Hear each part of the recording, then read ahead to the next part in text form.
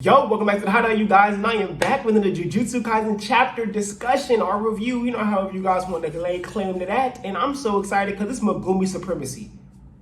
As you can see, had to put on the shirt, you know what I'm saying? Had to wear the Uniqlo JJK Megumi shirt because I'm just hype for this chapter. Twinkling Stars, chapter 156. I caught Kirara's ability, told y'all it was constellations. I don't disagree. Magnetism could be there. I think it's constellations. I think that Kirara's ability has something to do with constellations and stars. Listen, not to big myself up, but I'm about to big myself up. I snapped. I did a great job. I'm so glad I noticed that. I'm so glad I peeped that. You know what I'm saying? It's just really awesome to just know that I hit the nail on the head with that one. And just, me and Gege, we here, Gege, we here. But like I always say, if you guys like this content, if you guys want more from me, if you guys want to keep coming back and keep enjoying, make sure you hit that like button, hit the comment section down below, and don't forget to hit the subscribe button with that bell icon. Throw that intro on.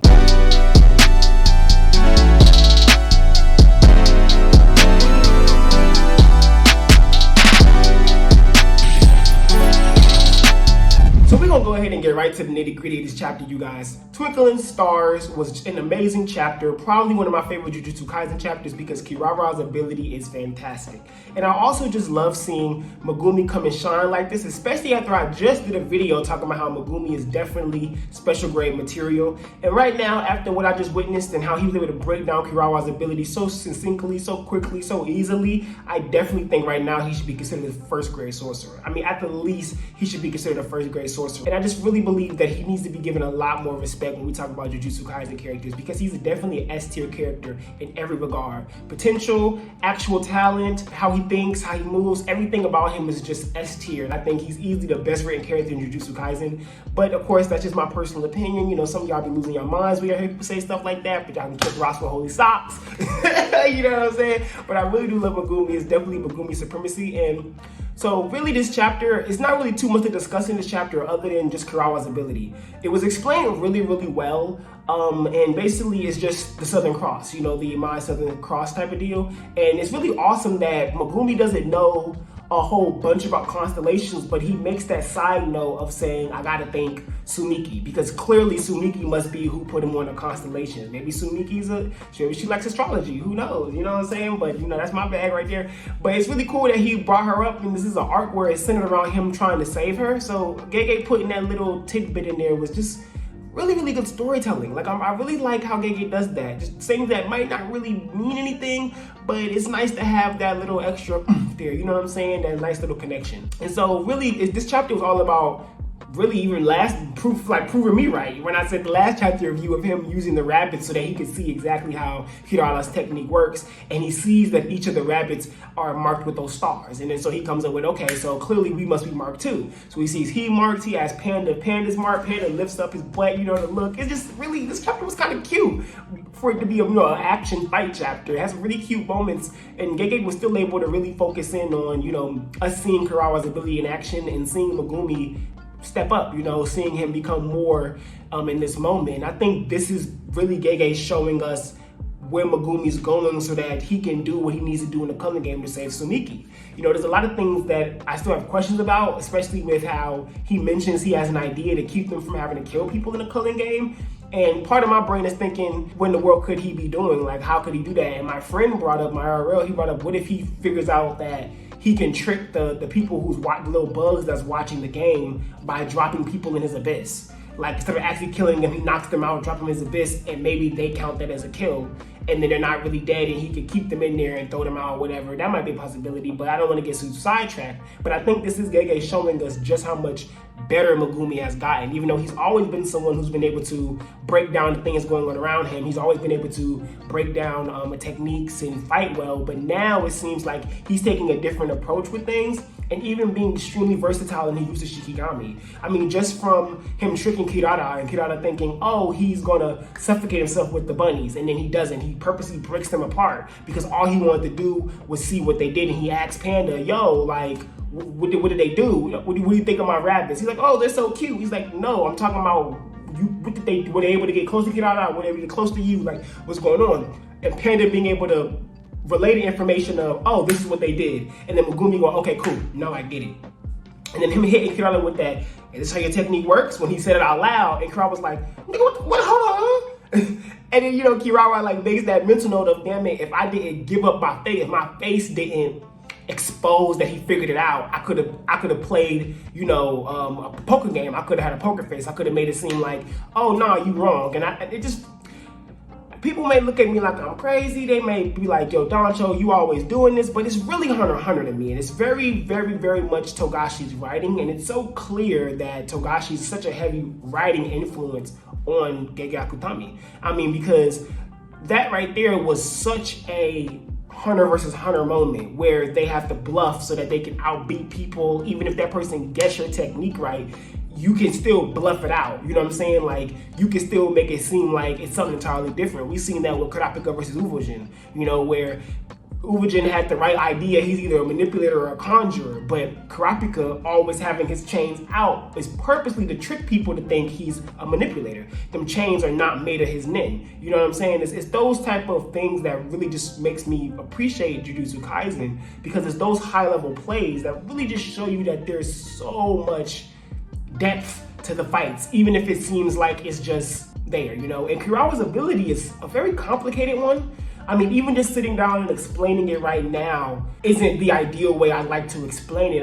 If people want me to, I would gladly do a video breaking down Kirara's ability, because I feel like that's something where I would want to be as succinct as possible in explaining it. But I think Gege did an amazing job explaining it in the chapter already, and explaining that it is based on constellations. And I said that when I seen the ability, I just knew it was based on constellations just from the specific name and from how they were standing.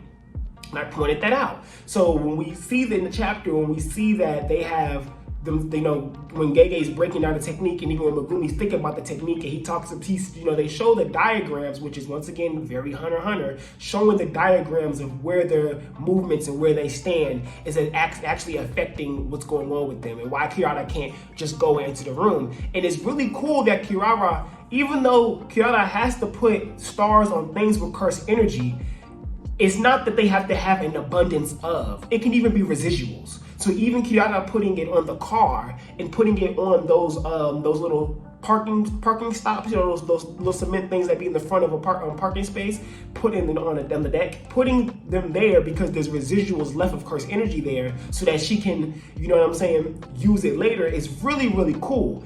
And what makes me think about is that something, and I'm kind of thinking about Nin After Death when I say this, Kirara putting the star on an item that may not be a cursed tool, but it's just something that has a residual of energy left over.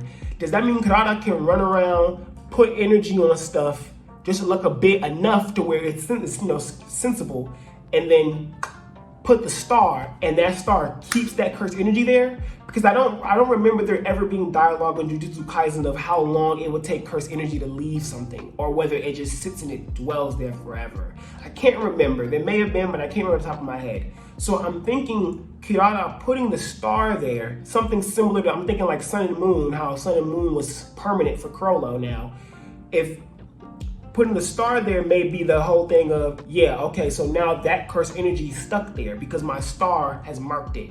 And that's kind of how I'm thinking it works. So Kirara can literally mark random items, within the constellation, following the constellation guidelines of vicinity, to eventually do like she did in the chapter and be like, oh yeah, you're smart, and then throw all the stuff at them and then crush them. And that's such a broken ability, especially if she was to have a partner.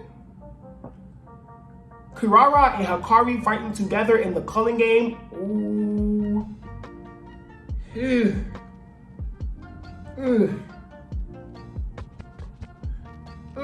That might be. And then when we get more Hikari's ability, that might be a little. And if the people out here I haven't done any guessing on Hikari's ability yet, but the people out here who've been guessing that Hikari's ability is like based around gambling, and he may have to do a gamble and have you lose it so that his thing is higher. If all that type of stuff is true, and then you have that combined with this constellation technique, this is one of the best techniques Gege has shown us, like, period. And now I can see why the higher ups are so scared of it. It's a scary ability, and it's something that they probably can't understand. You know what I'm saying? It's probably something that they can't fully grasp and fully comprehend. So they're scared of it. Hence why they shun Hikari and Kirara. They're abilities that aren't conventional at all, and you have to have a Megumi brain to be able to really break it down. And Megumi clearly is a talent. He isn't someone that can just that just pops up and just around, and I just find it so amazing that Gege is giving him so much more shine, and I'm just really impressed by it. It's really making my day. So the really last thing I want to talk about the chapter is just the fact that Megumi now has this upper hand over Kirara and is trying to now explain to Kirara, yo, like, I need you to listen to what I have to say. And I'm hoping that next chapter we go back to Hikari and Yuji and we get a conclusion of what's going on with them. And by the end of that chapter, we may see Kirara come and be like, yo, they need our help. But, we'll have to see how that goes. But I really am interested in this Hikari versus Yuji situation because I want to know whether Hikari's going to just beat him up and then Kirara's going to have to come in like, yo, chill, they need our help. That would be extremely interesting because seeing Hikari beat up Yuji would be really nice because that would make me feel really good about him during the Culling Games. I don't want to see Yuji get the upper hand in this fight in the slightest. I would love to see Hikari entirely stomp him over. The one thing I do want to see, though, is a Sukuna reaction to Hikari's technique. I want to know what someone like Sukuna thinks of techniques like this. Because when he's seen Megumi's and said, oh, shadows is your medium, it seemed new to him, So that makes me feel like the 10 shadows technique is a newer type of technique within the Jujutsu world. It's not 1,000 years old, like Sukuna is. So it makes me wonder, what is Sukuna's thought process when he's seeing all of these new techniques? He's seeing all of these new things coming around. I just would like to hear his perspective, even if it's like him thinking out loud while inside Yuji's body. I just really want to see what exactly Sukuna thinks of these type of techniques and things like that. But that's really all I have for this chapter.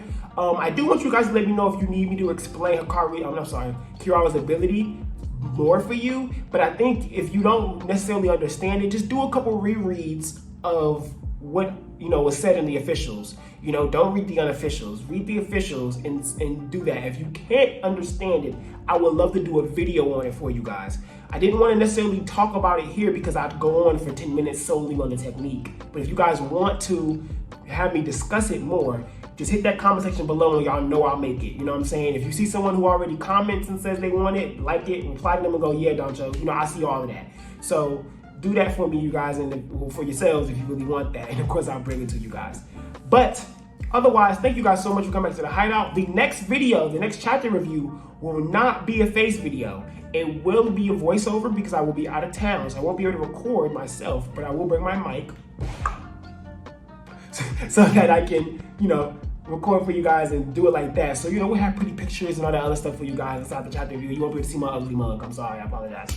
But once again, it's me, Doncho. Thank you guys so much for coming back to the Hideout. I hope you guys really enjoyed this review, and I hope you guys enjoyed the chapter, because 156 was definitely one of my favorites. And like I always say, make sure you hit that like button, make sure you hit the subscribe button, the bell icon, and if you want more about Kirara's ability, you want more about the chapter, you feel like you didn't get enough, make sure you hit that comment section below, and you guys let me know, okay? Because I'll gladly make it for you guys. And be on the lookout for some new stuff coming to the Hideout.